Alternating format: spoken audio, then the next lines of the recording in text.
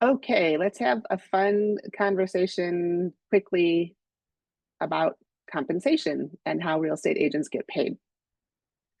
In the past, up until last year, the way that everybody did it was that when a seller hired a listing agent, the seller hired that listing agent for a certain percentage, and that percentage could vary depending on what region you are in the country. However, in my area, it's typically 5 or 6% in the Bay Area.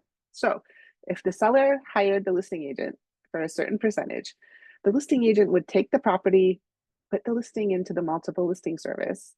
And part of putting the property into the multiple listing service included a promise to pay. There was a field and it said what was the compensation for the buyer's agent. Typically, it was half. Okay.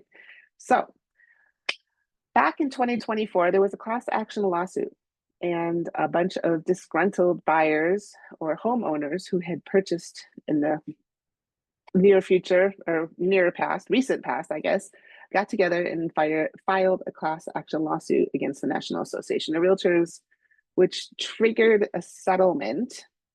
NAR settled this class action lawsuit with a and it was included a bunch of the big names in brokerage that you'll hear: Sotheby's, Coldwell Banker, a bunch of Compass.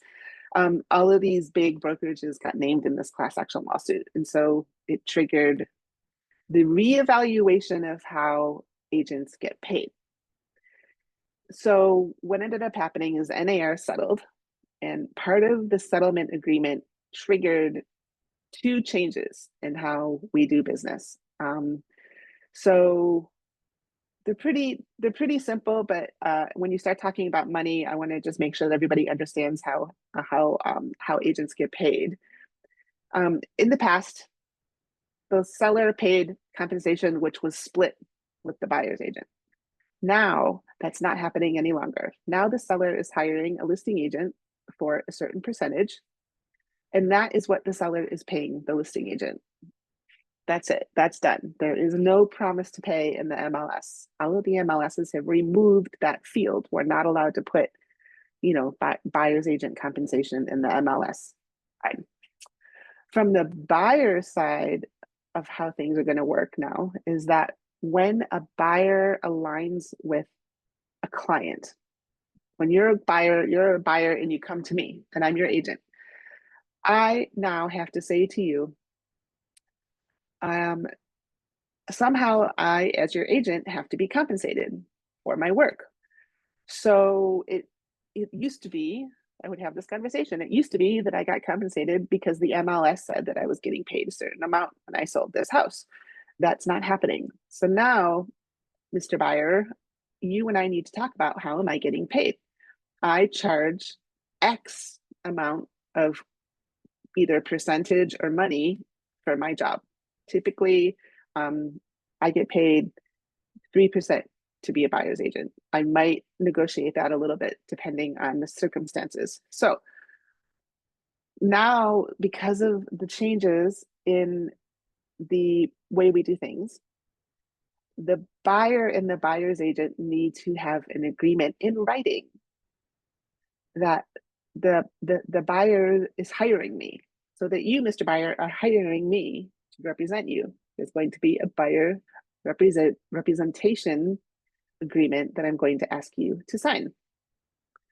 And people, especially buyers, tend to be a little bit hesitant to align themselves with agents right off the bat. In the past, you can still, and even now, you can go into any open house and you can talk to any agent. That's fine. That's sometimes how people found agents. They either went to open houses or they went online or they got personal referrals from either friends or colleagues. Now, we still do that, but if you are going to an open house, you are probably going to be asked to sign a document that says, hello, I am coming to your open house, but I am not creating an agency relationship with you, because maybe I have an agency relationship with my own buyer's agent. But in order for me to see the open house, I have to sign in. So most of the time, if the agents are following the law, when you go to an open house, they're going to ask you to sign in. Once you make a decision and you start working closely with a realtor and who's helping you try to buy, then that agent is going to ask you to sign a buyer broker representation agreement. And it's going to have in there the same amount, the same type of language that the seller has when the seller signs with a listing agent. They're going to say, hey, you're hiring me to do this job, and this is how much I'm going to get paid to do my job. Then I think a lot of buyers get confused because then they start thinking, well, am I going to have to pay this extra percent? Well, yes. However, you're still going to write it into the purchase contract. It's going to be part of your offer. There's a paragraph in our California purchase agreement where we write that the seller will compensate the buyer's broker, therefore the buyer's agent, an X amount of money or percentage. So even though this lawsuit happened and they were striving to decouple the compensation because the buyers didn't want to pay extra, guess what's happening? It still really hasn't changed, because I'm going to recommend to you, my buyer client, that when I write this offer for you, we are going to request that that seller pay my compensation. Okay. So it seems confusing, but it's really not. The hardest part for buyers to wrap their mind around is that you're going to be asked to sign a document that you're hiring me, and it's going to have a certain amount of compensation on there. In a very rare instance that a seller actually refuses to pay any type of buyer's agent compensation, then you and I will have a discussion as to how I'm going to get paid. I'll probably have this conversation with you when I ask you to sign the form. The first time I present this form to you, I'm going to say, please read this. This is what I'm going to need to have you sign in order for me to help you. In our area of the Bay, San Francisco, Marin, East Bay, North Bay, the peninsula, the listing agents are preparing their sellers to receive offers that have this in it.